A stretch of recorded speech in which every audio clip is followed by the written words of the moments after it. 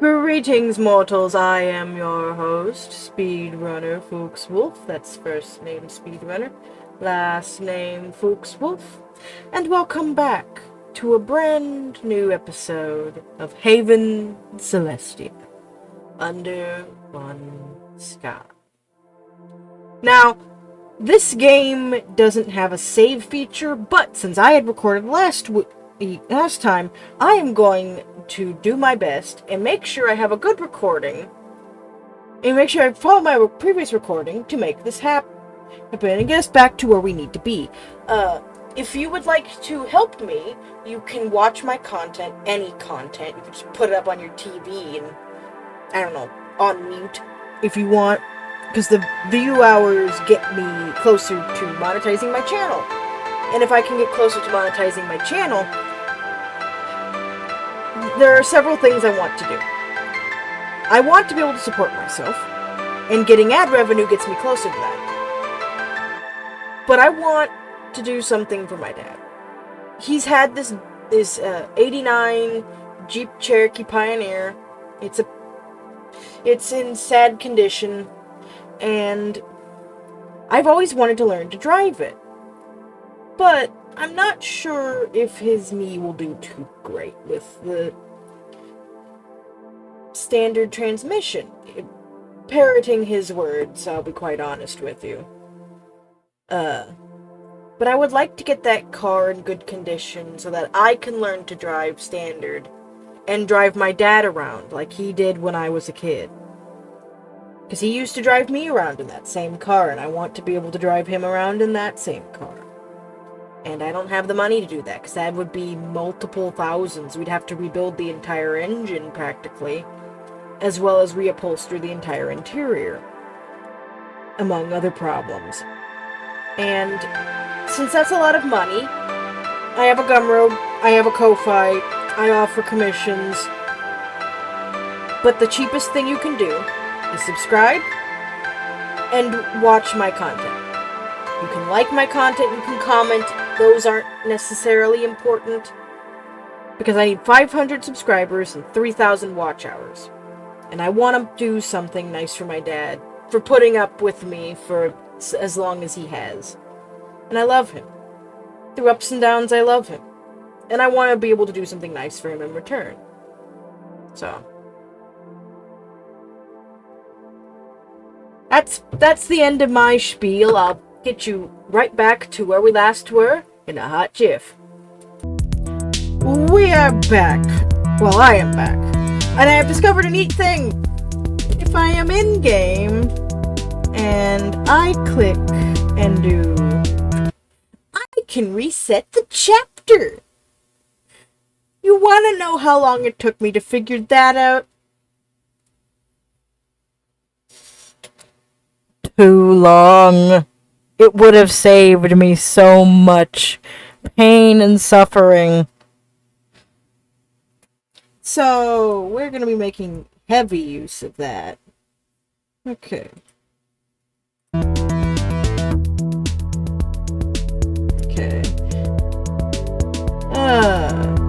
We've already been done talking, and I'm going to get us to at least the second. Get at least the first one.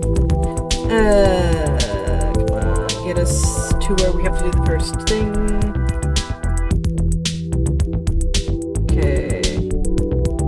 What do you say, Augustus? Perhaps you can put our disagreement into clear context. Who are the Geordians to the Leo? The Leo Empire seeks to bring all of its allies under its wings. You do not need to see us as equals. In fact, I doubt we could ever see each other as equals until we've tried all the more to understand one another. If you want a chance to thrive, I am offering it to you. Ally with us. We can do great things together. You have to admit, we need the Leo on our side for their strength, if nothing else. It doesn't matter if we consider ourselves more brilliant than them. Until we can defend ourselves by ourselves, we aren't going to be of much impact. True, I'm just worried. The Krakun made similar promises. They stole all our technology. It wasn't theft per se. That's the nature of technology and science. It is, in the end, free to all, even the worst actors. And what can we do in that case? Become isolated hermits? You know that's not the key to a thriving civilization. It is not utopia unless everyone is welcome. You are right, of course. And tell me, though, the Leo need us for this battle. They would not come unless they were in dire straits. Are the Leo weakening so much they need a puny outworld colony to come to their aid? You know full well the battles are not always won by the strong. Let the Leo speak! He is here to convince us, after all. True, but I do not mind having an advocate for my side. You clasp Juska's paw in your own, and he returns the gesture with ferocious strength. You've not met many Geordians, but with Juska you've found a fast friend. He seems quite passionate, or perhaps a Leo from another life. Be that as it may, I'd like to hear Augustus answer the question. What do the mighty Leo Empire need in such a small outworld colony? We are desperate. I should not beat around the point. Tactically, we find ourselves in a disadvantageous position. It is doubtful that Costanora will inevitably fall if we fail, and it is certainly too close for our comfort. Without aid, it is almost certain many worlds will fall and others will be at risk. This one push requires every ounce of our strength and more than we can bring to bear by ourselves. And let us not forget that if Sarah could make it here, Orexica may well be in that sphere. We don't know that for sure. Yes, but every push made by the Krakun is a destabilizing factor in the sector. See, that makes this in our interest. What is the matter? You two are hesitating. You would have dismissed me already if there was no chance of me convincing you, because you know there's good reason for joining me in battle. And I would like to hear it. Does the call to battle not inspire you as is? The Krakun are our sworn enemy. Yes, they are, but it doesn't stop me from thinking about our future here. If we go and we lose, which is a very real possibility, we aren't going to have anything to hold up at Orexica. It's like I was saying before the Leo showed up. If we go, we all go together, because there's no point in just one of us going. Orexica will be left vulnerable? The ships you are asking for are our entire fleet. We have some rudimentary orbital defenses, but any significant loss of ship is going to be devastating. So there's no point in attending this battle unless all of us go, at which point we're putting our lives in your paws. How are we supposed to react but hesitate? I must say this one? No, I should have gone the other way.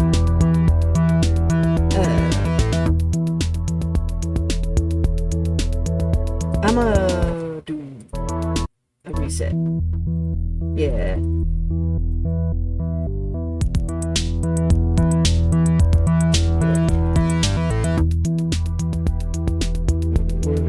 Allies, and then we're gonna do desperate,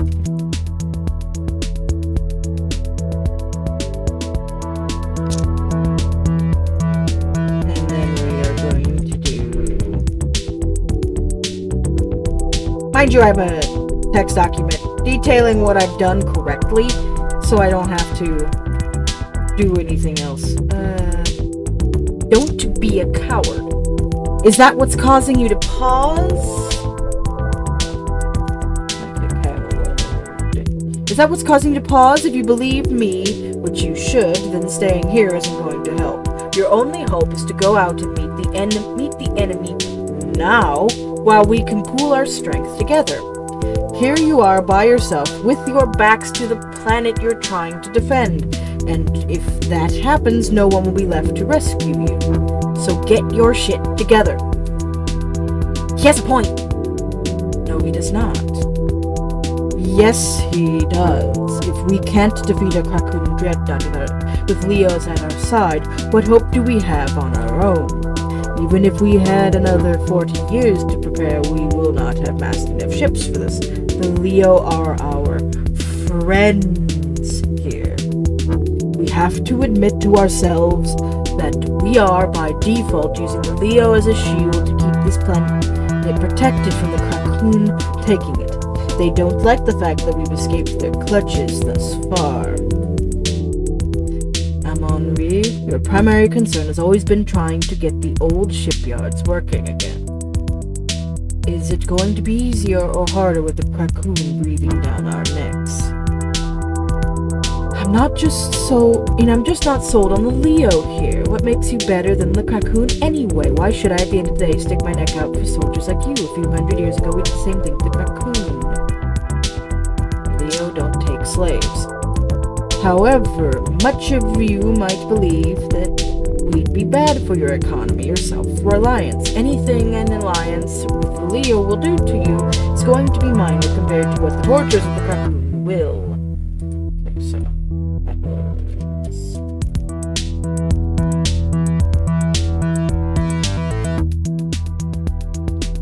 I don't pretend the Leo are perfect, but if things between us ever started to spiral, you have much more civilized people to negotiate with. And that's just the worst case scenario. I very much believe we can be better friends than that. Something impossible with the Krakun. Very well, Commander Augustus. That's not a lot to go on, but at least you're capable of acknowledging the complexities of the situation. May I say something, though? That's why we're here, Kip. You don't have to act like you're talked over all the time. I've just been worried about the chances we have here. It's one thing to look at a number on a screen to make the battle estimates, but Commander Augustus, I want you to be absolutely straight with me. If we find the battle now, how many of us are going to die? You must be prepared to die. Mark that.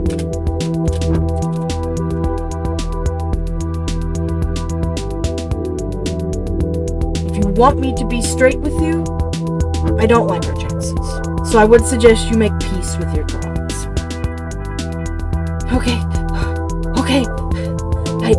I mean... Kep, you can always stay behind you. You don't have to be the flagship. I'm sorry I cannot stay longer, but I will need your response at once. Can I count on you? I'm not happy about it, but you've made your case. You have my backing. Kip, what about you? He seems the most discouraged by this. He goes to sit down, and Henri holds his paw tightly. After looking like he's going to break down crying, Kip finally nods. We need to do this. I will see you on the field of battle. Henri and Kip leave the council chambers together, but you are briefly stopped by Juska grabbing your paw. I need to go. I know. Just one moment, please. You've surprised me, sir. I have? Juska wraps his arms around you and squeezes firmly, and he starts purring almost at once. You slowly wrap your arms around him, returning the gesture. It's a little awkward, but he's strangely comforting to hold on to. Soon, to your embarrassment, you're purring, too. Please come back alive. I'm not going to make you promise, but I'd like to see you again, Commander, in better times. Okay. Hey, we're getting somewhere. Ascaron. Not quite a border planet, but the closest meeting ground you could find. The planet has been owned by the Turek for as long as you can recall. In terms of land, the Turek are only interested in owning worlds that support their form of life. In terms of loot, the Turek prefer owning anything they can get their claws on. You are not particularly hopeful of an alliance, but two things may help. The Turek live for fighting, and they are not afraid of death. Also, they hate the Krakun perhaps about as much as the Leo do. Perhaps a mutual enemy can go a long way to forging a temporary one. Narukabezel has agreed to meet you in the Great Hall, a mighty building of hewn marble.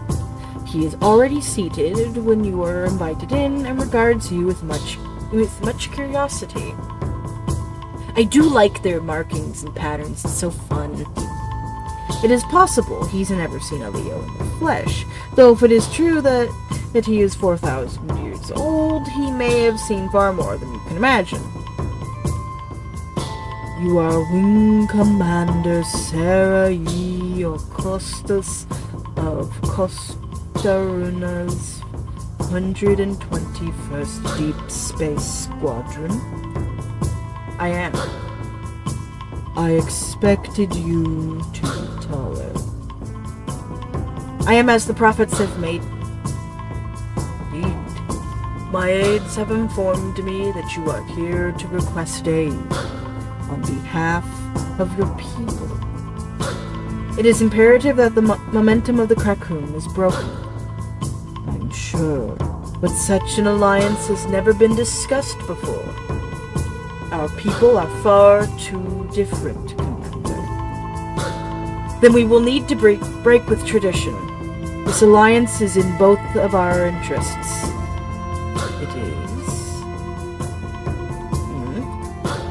Merely by coming here and admitting that you need the help of the Turek, who you have never needed help from before, you have already revealed yourself vulnerable.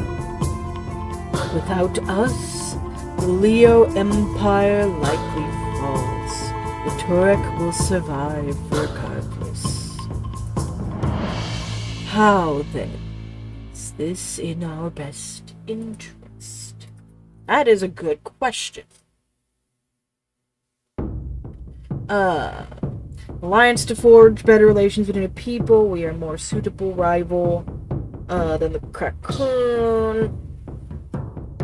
You do not want to see the Leo become corner animals. I'm gonna risk it and go with the breed. That was a option.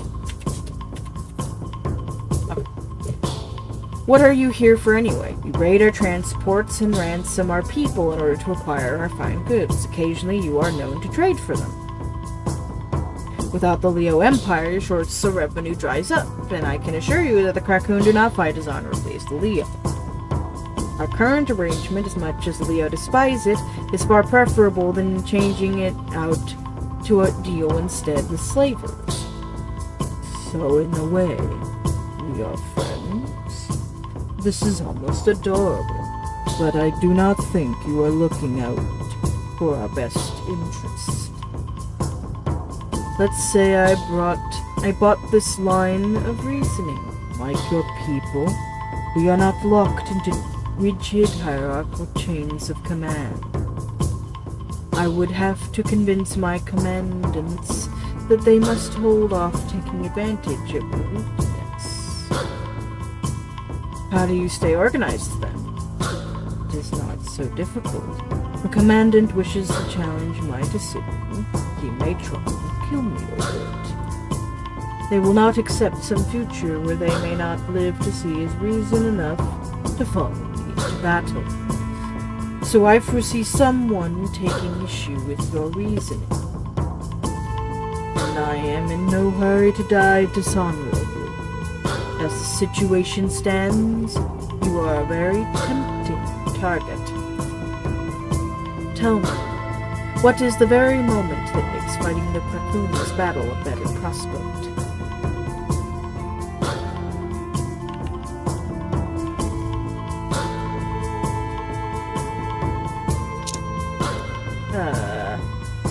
The Leo will be worse to fight. We know that if the Krakun succeed, they will be under siege.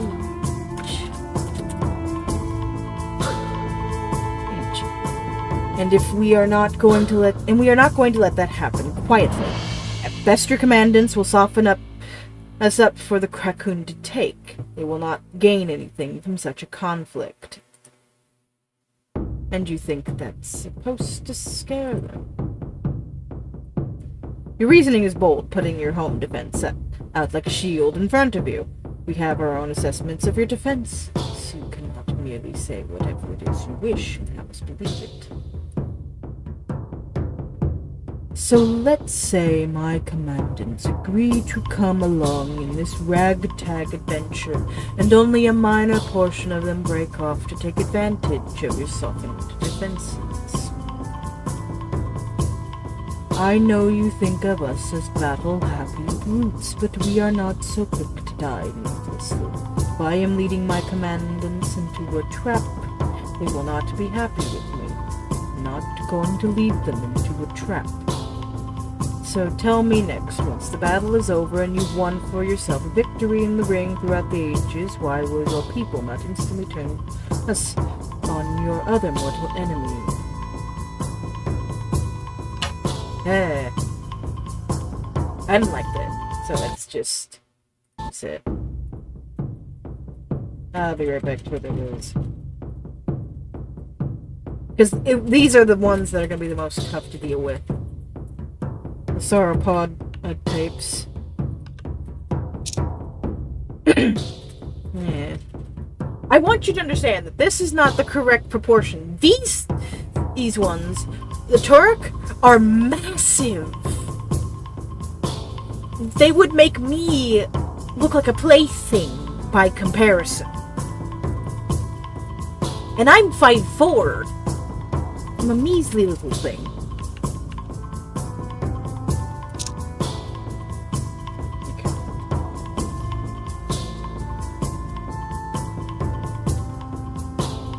We have treaties for that. No, that was bad. That was the bad answer. He said, I need to do tail for that. Come on. You're hearing my keyboard. I apologize. There's not really anything I can do about it. I just have a sad keyboard.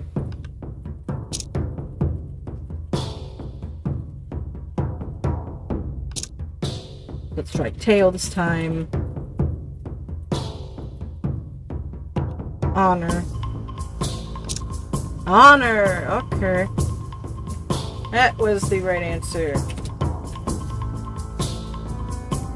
The Leo have far more honor than to attack our allies, even allies of convenience. It would become a ridiculous farce to put our lives on the line a second time merely to gain some momentary advantage over you.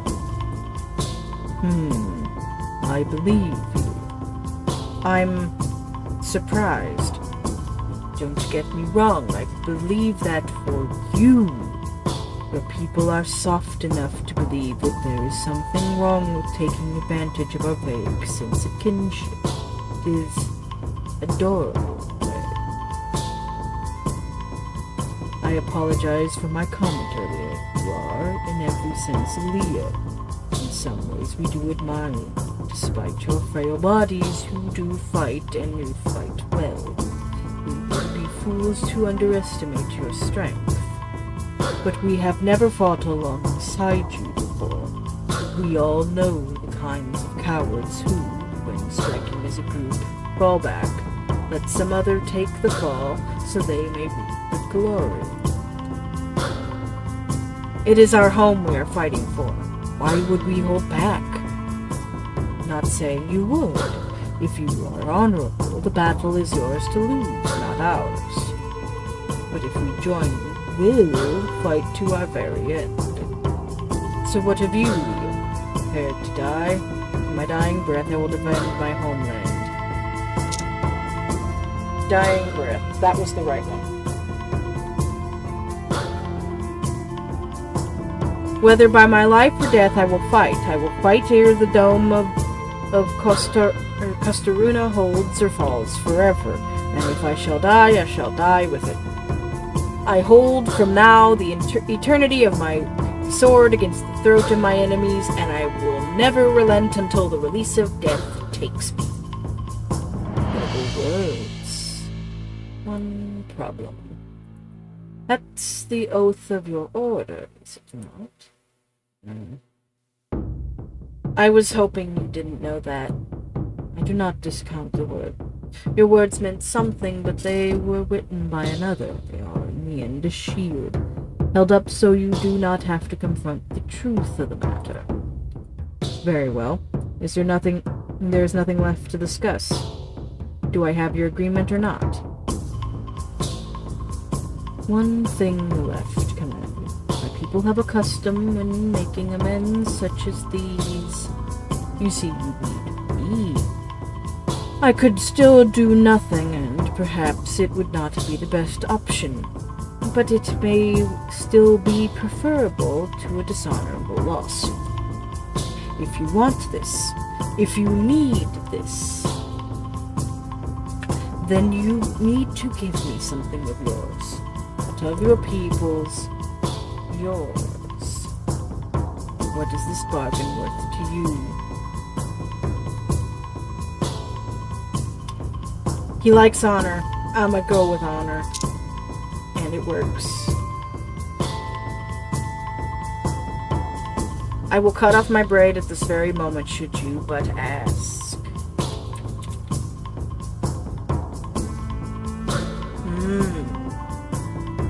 No.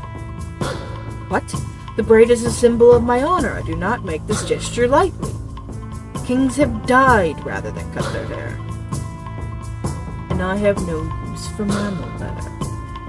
If I wanted a trophy from you, I would put your scalp with it. Are we done? I do have a battle to attend. I like you, Commander Ssarith. I will give this some thought. And don't worry, I'm aware of the time-limited nature of this venture. We may yet see each other again. Then, who knows?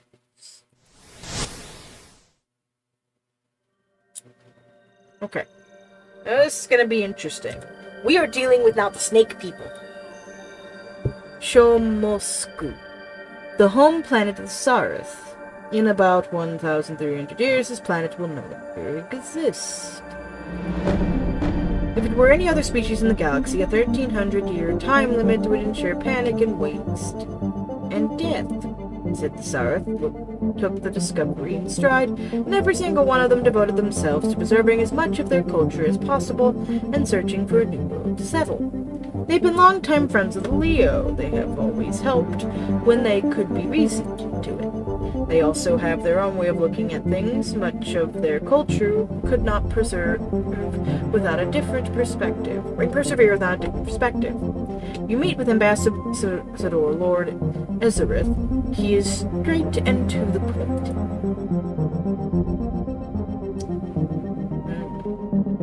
Wing Commander Sarah Augustus, I do not believe that you are a formal ambassador, or that you have credentials. Unfortunately, circumstances are dire. I've taken it upon myself to gather help. There is very little time until our own fleet may be wiped out by the Krakun. Such is war. Have you calculated the effect of this loss on your strength? I'm not a computer ambassador. All I have is experience. From what I've seen, what I've heard, this could break the back of the Empire. But you don't know for certain. Of course I don't know for certain. When is anything certain in war? Calculations are essential, no matter. Loss of aversion is one of your species' many fatal biases. Loss is tragic, but throwing more resources to prevent the loss that it would cost me, and up sucking resources away from other equally necessary sectors. I'm afraid I would need more information on this matter before I could make a judgment. Ambassador, sir. Yes, Sarah. I've always been told that the Barth are highly empathetic people, but you're demanding numbers that I can't give you. What about the people that need your help? Worlds might be on the brink. I know I might be needlessly panicking over this, and I might be a fool, but even in my rough back-of-the-envelope calculation says it's better to help while you can. I'm begging. I need your help, even if it might be unnecessary.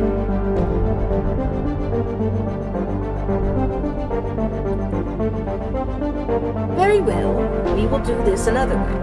I have received reports of your other encounters with other species. If I'm going to risk needless waste, I have some questions about your motives here, and I want you to tell me the unvarnished truth.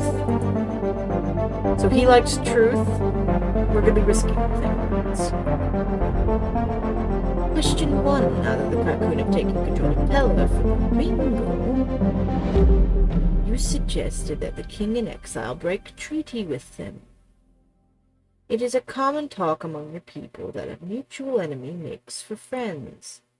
But why would this not have been accomplished sooner? What was stopping you from making alliance with the Ringo before this escalated into contact with the Krakun?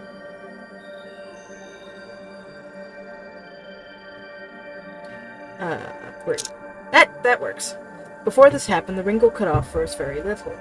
They're an exceedingly annoying species, delusions of grandeur and contempt for discipline. For the longest time, we've simply had nothing in common except that our domains overlapped.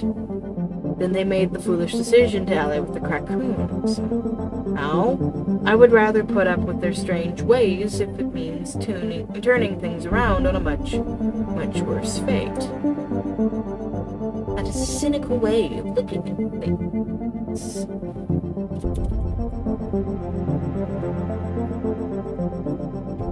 Okay.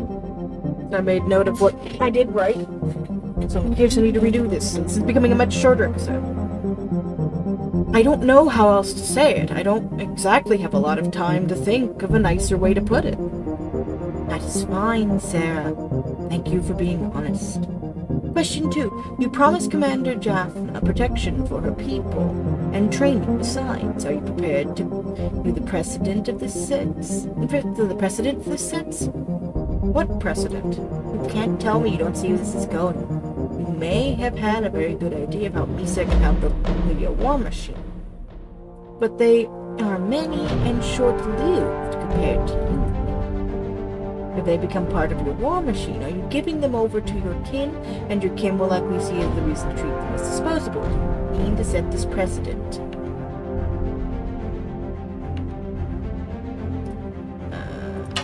Oops. Reset chapter. I didn't like that. I should have gone with the braid.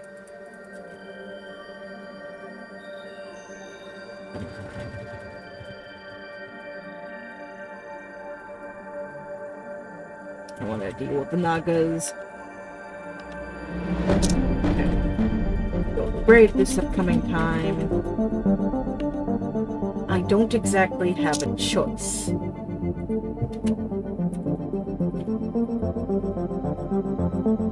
What else was I supposed to do? I needed the help of the Misa. The only thing they can contribute is their number. I was trying my best to be optimistic. I know it would take far longer than we have to really train them on the things I suggested, but I couldn't get anything unless I promised something. Very well. That's it. It is the truth, and that's enough. Question 3. Do you really think that, in the event of a total loss or even partial, the Geordian outworlds will survive without their only defense fleet? It's not like the Misa have a fleet. Yes, but that also implies that there's nothing you could do to further the Misa's lack of defense.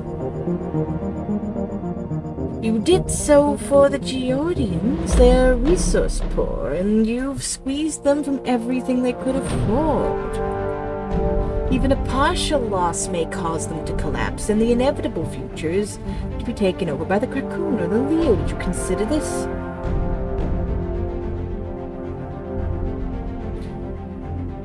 Braid? No. Should have gone for Fang.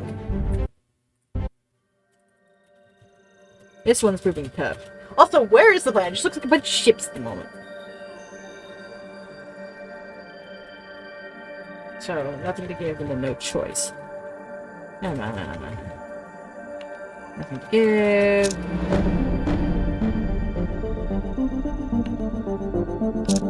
Then we'll go Fang.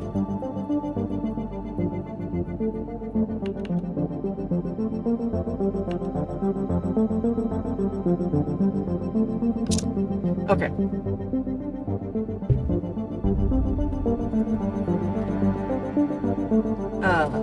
What happens on Orexica or the Outworlds is none of my decision nor concern. I am a soldier, my concern is the preservation of the Empire.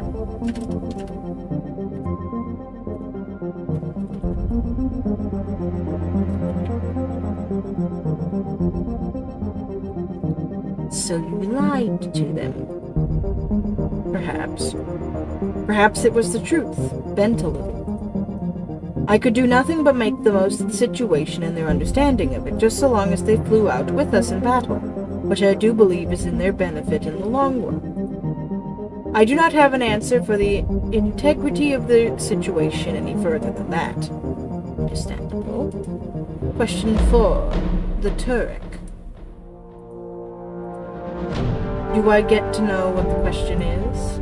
I think you know what the question is. To put it succinctly, why?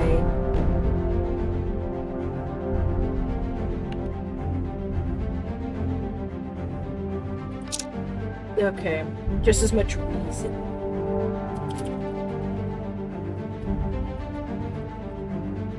Okay, there we go.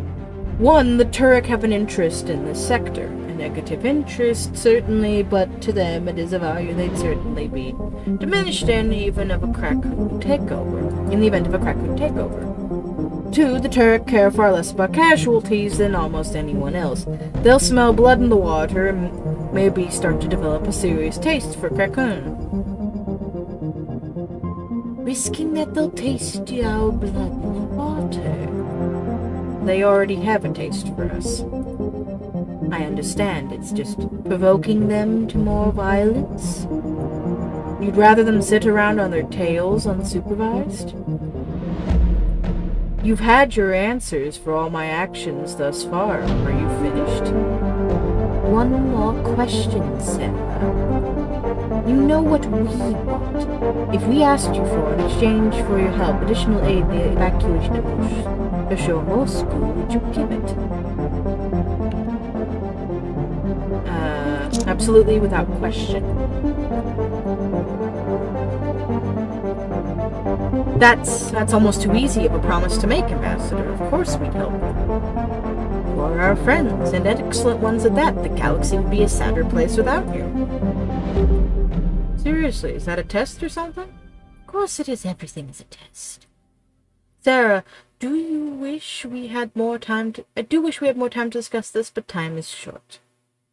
Let us get going. We have a battle to attend. You're coming?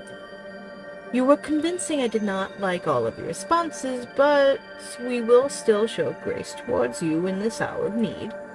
I mean, I guess I feel a little guilty for diverting your resources like this. I'm confused. Do you not want me to come? No, please. Let's do this. The Krakun. Okay, we're dealing with the Dreadnought. Raven. Sarah! Prophet save us! I didn't think we'd see you again. I've been busy. I need everyone to pull back and regroup. We have to... Wing Commander back from the dead, I see. In such a hurry to die. I've brought friends this time. Friends? You think another clutch of ships is going to win the day for you? I don't know. But I do know you have to be stopped. For the sake of the galaxy and for the freedom of countless others, you must be stopped. Everyone who is with me, fall in. Captain Verita, under the banner of the King in Exile, standing by. Red Commander Leliar on approach. We've got a support unit ready for you. Squadron Commander Juska, ready to make these lizards pay, Sarah. Commander, this is Charlotte Cabeza, coming in 100 strong. Are you prepared to die, mammal? General Ssarith on approach with the city ship Zephath. You think that's enough to stop us? You cannot fathom the power of a single dreadnought. Even with everyone on your side, the battle lasted nearly a full day. Until finally, with clever sabotage and relentless pounding of firepower, the central core of the Krakun dreadnought failed. The massive ship launched its escape shuttles and prepared for a full retreat. Well, General, had enough yet? The Krakun Empire will not be defied. You think you've won, Wing Commander? You think this little stand, in which you barely succeeded, is all it takes to stop the wave that's about to come crashing down on you? All you've accomplished is to seal your own fate. Your children and your grandchildren will know nothing but war. In the end, all you've done is brought yourself a little time with the blood of your future generations.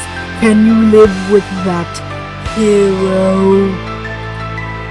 You've given us no choice, General, so I guess I'll have to. The threat rings in your ears. The Krakun is, in the end, almost certainly right. This is not the end by a long shot. But for now, this day is yours. And of course the Ringle are getting severely drunk. Okay, fun.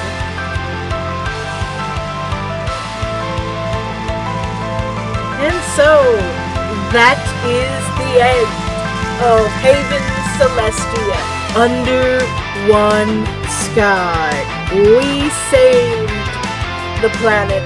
We rescued, we allied with so many species and told the Krakun to turn now or meet their fate. Gosh, seeing all these art bits are fun. And seeing the full pieces of art of a lot of the characters. Because you don't see that. Especially interesting to see that Juska's got a bobtail, the rest don't.